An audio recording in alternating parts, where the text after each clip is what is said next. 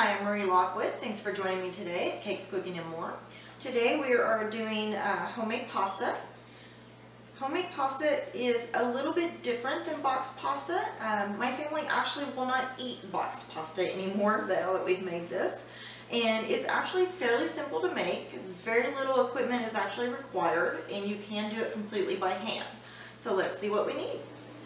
Okay, so for this recipe we're going to need 6 eggs, a little pinch of salt, it's maybe 1/8 teaspoon, a little bit of cold water, and a 1 cup measuring cup, and a big mess of flour. Okay, so what we're going to start with is to get our eggs well beaten. And you can do this in the countertop method.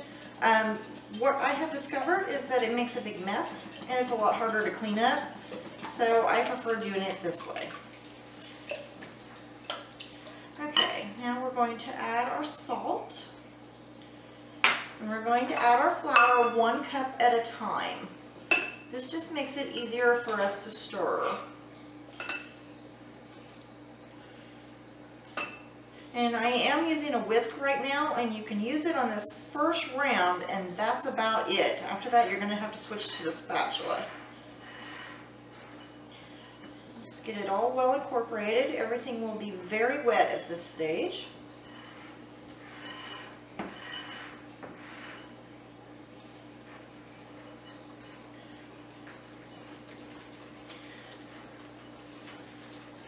And as you can see, even at this point, while everything is very wet, it's already getting very gloppy.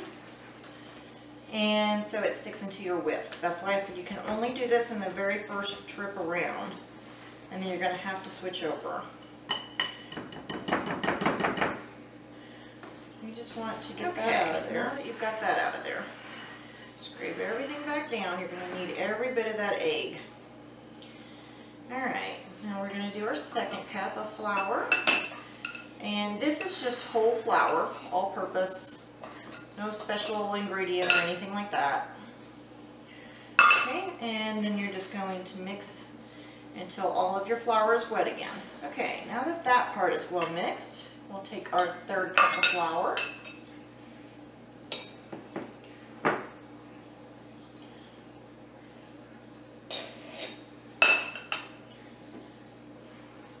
And then we're going to mix once again until it's all mixed in.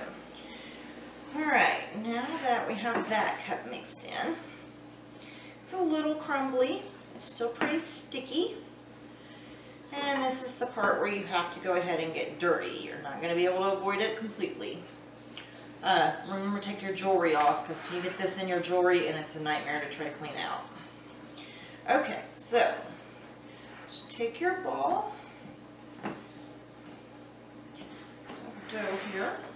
Put that over there. Take a little bit of the flour that's left. Dough on that. That'll help some of that sticky. Okay, now we need 1 last cup of dough, one last cup of flour, which is actually what I have left, so I pre-measured for.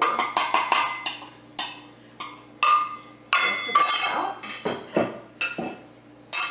Alright, now you're just going to knead in the rest of this flour. And this is going to take you a good 10 to 20 minutes.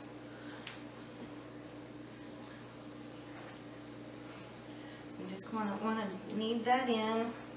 When you start getting a sticky spot, that's where you want to add more flour.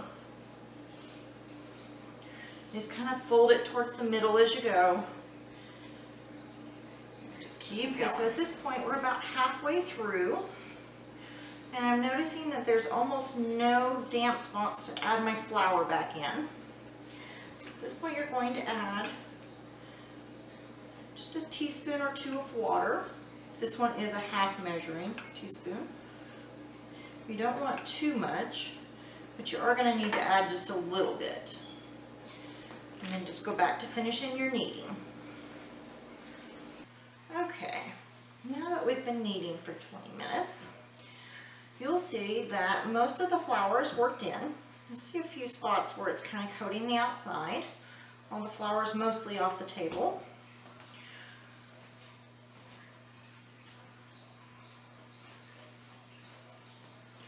All right. Now, since I have a pasta machine roller, what we're going to do is sort of make it look a little like a bread loaf. Okay, now we're going to wrap this in saran wrap and we're going to set this in the refrigerator for about 30 minutes and then we'll be back. Okay, now that our dough has sat for 30 minutes, we're going to open our thing. You are going to want to keep a little bit of flour handy. You don't need a whole lot, but you are going to use it several times. You just want to sprinkle a little bit on your counter. Take out your dough. Sprinkle a little on top. You need this not to be sticky for the machine. If it's sticky, it just won't go through right, and you'll have a real problem. So you just want to make sure you've got a nice light dusting. Make sure you've got all of the edges.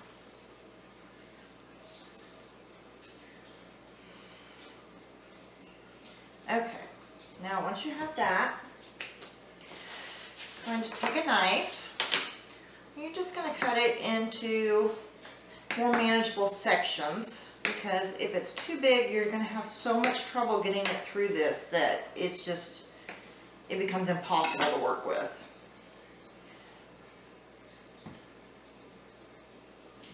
Okay, so just separate your sections and take your first section, and you're going to have the dough there again, so just get a little bit of flour on each side. Again, we don't want it sticking into our machine. Alright, now you're just going to flatten that a little bit so that it will go through the machine. If it's too big, it will not go through. You're going to make sure that this is on your widest setting possible. And you can do this by hand. It takes a lot longer. You can use a rolling pin, and there are some special little rollers now that you can buy that will cut your pasta into spaghetti strings. But this device actually is probably one of the best investments you can make for this. Alright, now that we've gotten it somewhat thin, we're just going to take that through our machine here. And this one is a hand crank. Most of them are. And you're going to want to do each setting twice to make sure you don't have any large lumps left in there. So when we're done, this has got to be very thin in order to use it for pasta. Then you're just going to go to your next setting. And at this point, I actually cut mine in half, because what happens is it gets so long that you really can't work with it again. Now, if you notice that your dough is starting to get sticky, just take you some more flour, put that on top, and spread it out. You don't want it too dry, but again, you don't want it sticky or it's going to stick in your machine. Now you're going to do each setting twice, and you're going to go all the way to as thin as you can go. And you can see that it's getting a little sticky because the ends are starting to stick together. At this point, I let that go too long, so we're just going to take a little more flour. Let's get this dried out just a bit.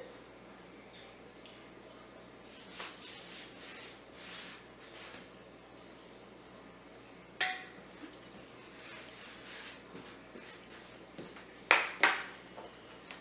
Okay, and if that happens, you don't have to worry about it. The machine will flatten that right back out. So don't think you have to start all over or anything like that. Like I said, just dust your dough real well.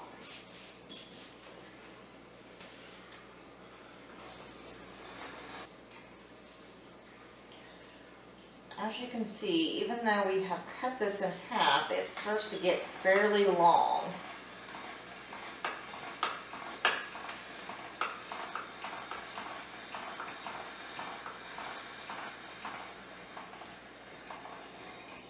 Okay, now what I do is I cut it into manageable strips.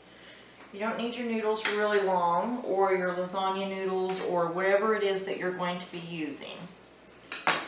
And you just want to put a little bit of flour And it is a little heavier now, and the reason is we don't want our noodles to stick together.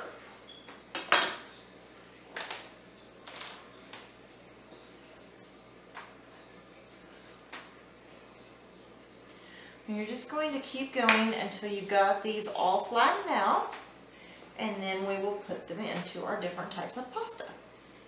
So we'll be back then. Okay, now that we have each of our dough thinned out, you should be able to go to the end of your counter and blow on it and see it ripple. If it won't do that, it's not thin enough. So if you did it by hand, you're going to have to do a little more. Now that you've got it thin enough and you've got all your pieces, on mine, this one is the fettuccine. And you're just going to feed it through just like you did on the other side. About halfway through, stop and go and hold of your noodles. Now you can see I've got a nice handful here. And you're just going to take them and create a little pile on top of parchment, which is on your baking sheet. Okay. You can also take them and do the next setting, which is a lot thinner, much closer to angel hair pasta. Depends really on what you're planning to eat. As you can see, this one is much thinner. Again, just create a little pile. And you're just going to keep going with it until you've got that all done. Now, if you are planning to do ravioli, you can do that. You're going to need a tool that looks a lot like this one. You can see that this one has a nice ripple edge. This one is very flat, like a pizza cutter. Okay, you would just take it and you would put a little bit of your ravioli filling.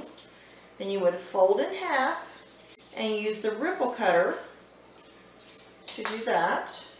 And you'll see that your edge comes out ripply like ravioli. The other one you can do, which I will actually be doing some of this because we're going to be having lasagna this week. Just go along your edges.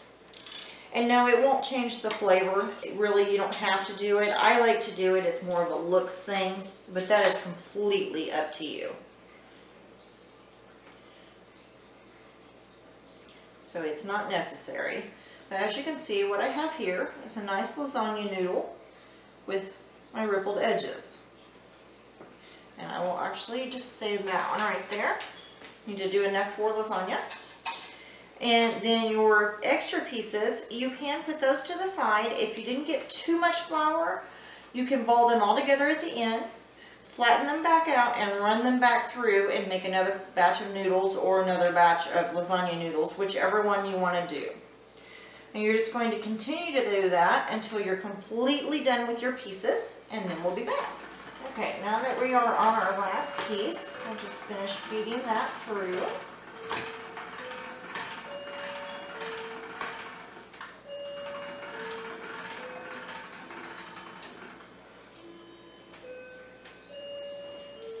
We're just going to take our entire tray and we're going to pop that into the freezer until they're quite firm, and then we'll get so now that our pasta has frozen, we're just going to take a couple of plastic bags, and I kind of separate based on, you know, what I'm going to be making.